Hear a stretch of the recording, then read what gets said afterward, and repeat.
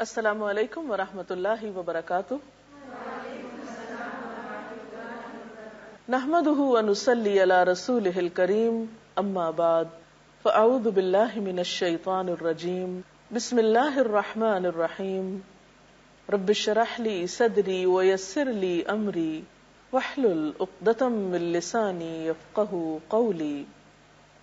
ہماری آج کی گفتگو کا موضوع ہے روزہ اور تزکیہ نفس. تزکیہ نفس کیا چیز ہے؟ تزکیہ کا مطلب ہوتا ہے پاک کرنا، صاف کرنا، نشو نما دینا، اور نفس انسانی، یعنی روزے کی حالت میں انسانی نفس کا کس طرح تزکیہ ہو سکتا ہے، یا روزہ تزکیہ نفس میں کس طرح مددگار ہو سکتا ہے. حقیقت یہ ہے کہ انسان کی کامیابی کا دار و مدار ہے ہی تزکیہ نفس پر. قرآن پاک میں اللہ سبحانہ و تعالیٰ فرماتے ہیں قد افلح من تزکا، یقیناً فلاح پا گیا جس نے پاکیزگی اختیار کی، جس نے اپنا تزکیہ کیا. ایک اور جگہ پر آتا ہے قد افلح من زکاہا وقد خاب من دساہا، یقیناً کامیاب ہوا وہ جس نے اس کو پاک کر لیا، اور ناکام ہوا جس نے اس کو دبا لیا. جو شخص تزکیہ نفس اختیار کرتا ہے اس کا فائدہ اسی کو پہنچتا ہے. اللہ تعالیٰ فرماتے ہیں وَمَن تَزَكَّى فَإِنَّمَا يَتَزَكَّى لِنَفْسِهِ وَإِلَى اللَّهِ الْمَصِيرُ.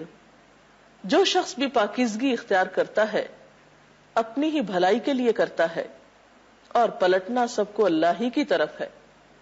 یعنی ہم تزکیہ کریں یا نہ کریں، ہماری واپسی بہرحال اللہ سبحانہ وتعالی ہی کی طرف ہے. پھر وہاں اس کے بارے میں سوال ہوگا کہ ہم کیسی زندگی بسر کر کے آئے. قرآن پاک کا مطالعہ کریں تو یہ بات سمجھ میں آتی ہے کہ اللہ سبحانہ وتعالی نے انبیاء علیہم السلام کو اسی مقصد کے لیے بھیجا کہ وہ انسانوں کا تزکیہ کریں. خود نبی صلی اللہ علیہ وسلم کے بعثت کے مقاصد میں یہ بات قرآن پاک میں بیان کی گئی. ارشاد باری تعالی ہے هو الذی بعث فی الامیین رسولا منہم یتلو علیہم آیاتہ ویزکیہم ویعلمہم الکتاب والحکمہ وان کانوا من قبل لفی ضلال مبین. وہ اللہ وہ ذات ہے جس نے امی لوگوں میں ایک رسول انہی میں سے بھیجا جو ان کو اس کی آیات پڑھ کر سناتا ہے، ان کا تزکیہ کرتا ہے، ان کو کتاب و حکمت کی تعلیم دیتا ہے، اور بے شک اس سے پہلے وہ کھلی گمراہی میں مبتلا تھے. تو گویا گمراہی سے نکالنے کا کام کس طریقے پر کیا آپ صلی اللہ علیہ وسلم نے؟ تعلیم اور تزکیہ دونوں طریقوں سے. اور یہ ایک حقیقت ہے کہ صرف علم تزکیہ نہیں کرتا جب تک کہ ایسے لوگ موجود نہ ہوں جو صحیح معنوں میں انسانوں کے اخلاق کی تربیت کرتے ہوں، ان کے نفس کا تزکیہ کرتے ہوں. جیسا کہ پہلے بھی عرض کیا گیا کہ تزکیہ کا لفظی معنی ہوتا ہے پاک اور صاف کرنا، صاف ستھرا بنانا، بڑھانا، نشو نما کرنا، پروان چڑھانا، جھاڑ جھنکار اور بیکار نکالنا. تو اس طرح اس مفہوم سے تزکیے کے دو رخ سامنے آتے ہیں. نمبر 1 خراب چیزوں کو نکال باہر کرنا، اور نمبر 2 اچھی چیزوں کو پروان چڑھانا. اور نفس انسانی کا جب تزکیہ ہو تو اس کا معنی یہ ہے کہ انسان کے اندر کی خامیوں، کمزوریوں، خرابیوں کو نکال باہر پھینکنا اور اس کے اندر اخلاق حسنہ کی پرورش کرنا. نبی صلی اللہ علیہ وسلم نے یہ کام بہت عمدہ طریقے سے اپنے صحابہ کرام کے ساتھ کیا، اور انہوں نے عرب کے اس معاشرے میں جہاں ہر طرف اندھیرا ہی اندھیرا تھا، لوگوں کو ایک ایسی راہ دکھائی کہ جس پر چل کر وہ دنیا و آخرت میں کامیابیوں سے ہمکنار ہوئے. روزہ تزکیہ نفس میں بہت مددگار ہو سکتا ہے، کیونکہ روزے میں انسان کی روحانیت تقویت پاتی ہے، انسان کے اندر بصیرت جاگتی ہے، انسان کو غور و فکر کا موقع ملتا ہے. روزہ انسان کو ایک خاص قسم کا نور اور روشنی عطا کرتا ہے جس میں انسان اپنی خامیوں کو خود دیکھنے لگتا ہے، اسے اپنے گناہوں کا اعتراف ہونے لگتا ہے. ایسے میں اگر تھوڑی سی کوشش کی جائے تو اپنی بہت سی کوتاہیوں پر قابو پایا جا سکتا ہے. جب انسان کو اتنی تربیت ہو جاتی ہے کہ وہ اپنی من پسند خوراک چھوڑ سکتا ہے، آرام چھوڑ سکتا ہے، تو اللہ کی خاطر وہ بہت سے غلط کاموں کو بھی چھوڑنے پر قادر ہو سکتا ہے. تزکیے کے لیے اپنے آپ کو غلط رجحانات، میلانات، غلط اعمال سے ہٹا کر نیکی کی راہ پر لگانا مقصود ہوتا ہے. اس کے لیے ضروری ہے کہ ہم سب اپنا اپنا محاسبہ کر کے دیکھیں کہ ہمارے اندر کیا خرابیاں ہیں اور پھر انہیں دور کیسے کرنا ہے، اور کون سی اچھائیاں ہیں جنہیں مزید پیدا کرنا ہے اور نشو و نما دینا ہے. اور اس کے ساتھ ہی یہ کہ ہمیشہ یاد رہے کہ یہ سب کچھ اللہ کی توفیق سے ہوتا ہے. فَلَا تُزَكُّوا أَنفُسَكُمْ هُوَ أَعْلَمُ بِمَنِ اتَّقَى. اپنے نفس کی پاکی کے دعوے نہ کرو، وہی بہتر جانتا ہے کہ حقیقت میں متقی کون ہے. بل اللہ یزکی من یشاء ولا یظلمون فتیلا. حالانکہ پاکیزگی تو اللہ ہی جسے چاہتا ہے عطا کرتا ہے اور ان پر ذرا برابر ظلم نہ کیا جائے گا. اب ہم دیکھتے ہیں کہ اگر ہم واقعی تزکیہ چاہتے ہیں تو ہمیں کیا کرنا ہے. پہلی بات نیت اور ارادہ، کیونکہ ہر عمل کی بنیاد نیت ہے. جب ہمیں اس چیز کی اہمیت پتہ چل گئی تو اب ہمیں نیت کرنا ہے کہ ہمیں اپنا تزکیہ کرنا ہے، کیونکہ رمضان تزکیے کا ایک بہترین موقع ہے. صحابہ کرام تزکیہ نفس کے لیے حضور صلی اللہ علیہ وسلم کی صحبت میں برابر حاضری دیا کرتے تھے، کیونکہ انہیں معلوم تھا کہ آپ کی صحبت میں بیٹھ کر جو تزکیہ ہوتا ہے وہ تنہا بیٹھنے سے نہیں ہوتا. اور قرآن پاک میں ان کے بارے میں اللہ تعالیٰ فرماتے وَمَا يُدْرِيكَ لَعَلَّهُ يَزَّكَّى، اور کیا معلوم آپ کو کہ شاید وہ پاکیزگی اختیار کرے. یعنی اگر آپ ان کو کچھ نصیحت کریں، کچھ تلقین کریں تو وہ اپنے مقصود کو پا لیں. لیکن ظاہر ہے کہ محض ارادہ کر لینا بھی کافی نہیں، یا صرف کسی چیز کی خواہش اور تمنا سے بھی کام نہیں چلتا. جب تک کہ پختہ عزم نہ ہو اور کام کرنے کا طریقہ معلوم نہ ہو. اس کے لیے ضروری ہے کہ ہم نیت کے ساتھ، عزم کے ساتھ کوشش بھی شروع کریں، کیونکہ قرآن پاک میں اللہ تعالیٰ فرماتے ہیں لَيْسَ لِلْإِنسَانِ إِلَّا مَا سَعَى، انسان کے لیے نہیں مگر جس کی وہ کوشش کرتا ہے. ایک اور جگہ پر فرمایا وَمَنْ أَرَادَ الْآخِرَةَ وَسَعَى لَهَا سَعْيَهَا، جس نے آخرت کا ارادہ کیا اور اس کے لیے کوشش کی، ایسی کوشش جیسی کہ کوشش کا حق ہے، یعنی کوشش کا حق ادا کر دیا، حقیقی معنوں میں کوشش کی. تو یہ دیکھتے ہیں کہ کس چیز کی کوشش. پہلی بات اصلاح قلب کی کوشش، اپنے دل کی صفائی کرنے کی طرف توجہ دی جائے. آپ صلی اللہ علیہ وسلم نے فرمایا سنو، انسان کے جسم میں گوشت کا ایک لوتھڑا ہے، اگر وہ درست ہے تو سارا جسم درست ہے، اور اگر وہ فاسد ہے تو سارا جسم فاسد ہے. سنو، وہ دل ہے. اس لیے جب تک دل کی اصلاح نہ ہو، دل کا بگاڑ درست نہ ہو، اس کی ٹیڑھ درست نہ ہو، تزکیہ نہیں ہو سکتا. اس لیے تزکیے کی ابتدا دل سے کی جائے گی، وہاں کی پاکیزگی کا سب سے پہلے سوچا جائے گا، اور دل خیالات کا، خواہشات کا منبع ہوتے ہیں.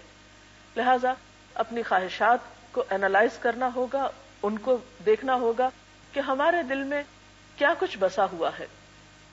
پھر اسی طرح منفی رجحانات کو دیکھنا ہوگا کہ کہیں ہمارے اندر ایسے جذبات تو نہیں جو منفی رویے جنم دیتے ہوں. حسد، بغض، کبر، نفرت، ان تمام چیزوں سے دل کو صاف کرنا ہوگا.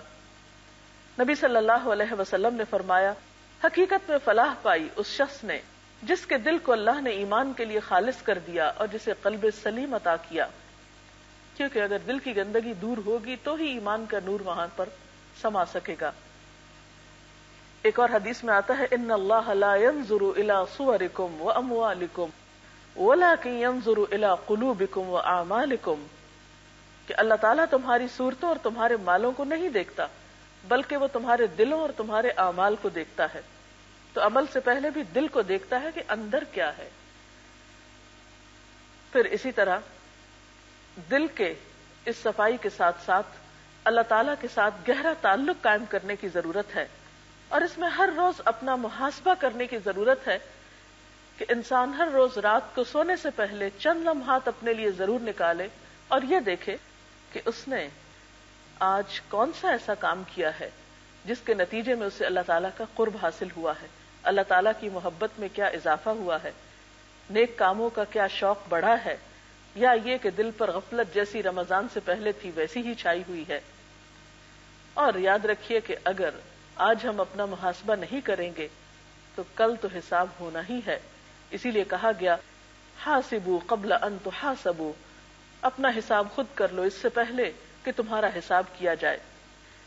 اسی طرح نیکی کے وہ تمام اعمال انسان کے لیے تزکیہ میں مددگار ہوتے ہیں جنہیں اللہ تعالیٰ نے فرض کے درجے میں رکھا ہے۔ فرائض کی ادائیگی کے علاوہ نفل کی ادائیگی بھی انسان کو اللہ تعالیٰ کا قرب عطا کرتی ہے اور برائیوں سے دور رہنے میں مددگار ہوتی، کیونکہ نفل انسان کی زندگی کا بہت سا وقت لے لیتے ہیں۔ جب انسان ان کی ادائیگی میں مشغول ہوتا ہے تو ایسے میں انسان کو بہت سی برائیوں سے بچنے کا موقع ملتا ہے۔ پھر اسی طرح دعا اس کام میں بہت مددگار ہوتی ہے۔ نبی صلی اللہ علیہ وسلم نے یہ دعا سکھائی، اللہم آت نفسی تقواہا وزکھہا انت خیر من زکاہا انت ولیہا ومولاہا، اے اللہ میرے نفس کو اس کی پرہیزگاری عطا کر اور اس کو پاک کر، یعنی اس کا تزکیہ کر دے، کیونکہ پیچھے آپ نے سنا کہ بل اللہ یزکی من یشاء، اللہ ہی جسے چاہتا ہے پاک کرتا ہے۔ تو حقیقت میں تزکیہ اس کی طرف سے عنایت ہوتا ہے، کوشش آپ کی لیکن عنایت اس کی۔ تو اس کے لیے دعا ضروری ہے کہ اللہ میرے دل کو پاکیزگی عطا کر، انت خیر من زکاہا، تو سب سے بہتر نفس کو پاک کرنے والا ہے، انت ولیہا و مولاہا، تو ہی اس کا کارساز اور مالک ہے۔ اس لیے اس دعا کی کثرت آپ کو فائدہ دے گی۔ اس کے علاوہ نیک لوگوں کی صحبت بہت ضروری ہے۔ جب تک آپ اچھی مجلسوں میں شرکت نہیں کریں گے، اچھے لوگوں کے پاس نہیں بیٹھیں گے، اس وقت تک آپ کا تزکیہ ہو نہیں سکتا، کیونکہ تزکیہ کے لیے انسان مددگار ہوتے ہیں۔ وتواصوا بالحق وتواصوا بالصبر، ایک دوسرے کو حق کی تلقین کرتے رہنا، کیونکہ انسان بنیادی طور پر جب دوسروں کو اچھا کام کرتے ہوئے دیکھتا ہے تو اس کے دل میں بھی شوق پیدا ہوتا ہے۔ لیکن اگر انسان ایسی مجلس میں ہے، ایسے ماحول میں ہے، ایسے لوگوں میں رہتا ہے جہاں کوئی بھی اللہ کا نام لینے والا نہیں، جہاں اس کا کوئی ذکر نہیں کرتا، جہاں کوئی خیر اور بھلائی کی بات نہیں کرتا، تو انسان کے لیے پھر ایسے ماحول میں نیکی کرنا دشوار ہو جاتا ہے، مشکل ہو جاتا ہے۔ اس لیے اپنی روزمرہ کی روٹین میں، مشغولیت میں سے کچھ نہ کچھ وقت ضرور نکالنا چاہیے کہ روزانہ یا ہفتے میں کم از کم ایک بار ایسی مجلسوں میں حاضر ہوں جہاں اللہ اور اس کے رسول صلی اللہ علیہ وسلم کا ذکر کیا جاتا ہو، قرآن پاک پڑھایا جاتا ہو، سیکھا سکھایا جاتا ہو، تاکہ انسان کا تزکیہ ہوتا رہے اور اس کے اندر نیکی کے جذبات پروان چڑھتے رہیں۔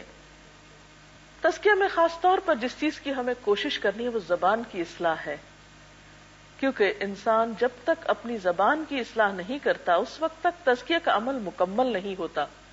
عموماً دل کی طرف تو ہم توجہ کرتے ہیں لیکن بسا اوقات ظاہر کی طرف توجہ بھول جاتے ہیں۔ آپ صلی اللہ علیہ وسلم نے فرمایا، اکثر لوگ اپنی زبان اور شرمگاہ کی حفاظت نہ کرنے کی وجہ سے جہنم میں جائیں گے۔ حضرت معاذ کی حدیث میں آتا ہے کہ اللہ کے رسول صلی اللہ علیہ وسلم نے ان سے فرمایا، اس زبان کو بند رکھو۔ انہوں نے عرض کیا، اے اللہ کے رسول صلی اللہ علیہ وسلم، کیا ہم سے زبان کی باتوں پر بھی پوچھو گی، مواخذہ ہوگا؟ آپ نے فرمایا، معاذ تیری ماں تجھے گم کرے۔ یہ ایک ڈانٹ تھی پیار کی۔ جہنم میں منہ کے بل زبان کی کٹائی کے علاوہ اور کون سی چیز لوگوں کو گرائے گی؟ یعنی انسان کی زبان سے نکلی ہوئی باتیں ہی ہیں جو اس کے لیے بھیانک انجام لیے ہوئے ہوں گی۔ آپ صلی اللہ علیہ وسلم نے یہ بھی فرمایا، جس نے اپنی زبان روک لی اللہ نے اس کی پردہ پوشی کی۔ اور ایک اور حدیث میں آتا ہے کہ بندہ اللہ کی رضامندی کی بات کرتا ہے اور اس کی طرف اس کی توجہ بھی نہیں ہوتی، لیکن اس کی وجہ سے اللہ تعالیٰ اس کے کئی درجات بلند کر دیتا ہے۔ اور اسی طرح بندہ اللہ کی ناراضگی کی بات کرتا ہے جس کی طرف اس کا دھیان بھی نہیں جاتا۔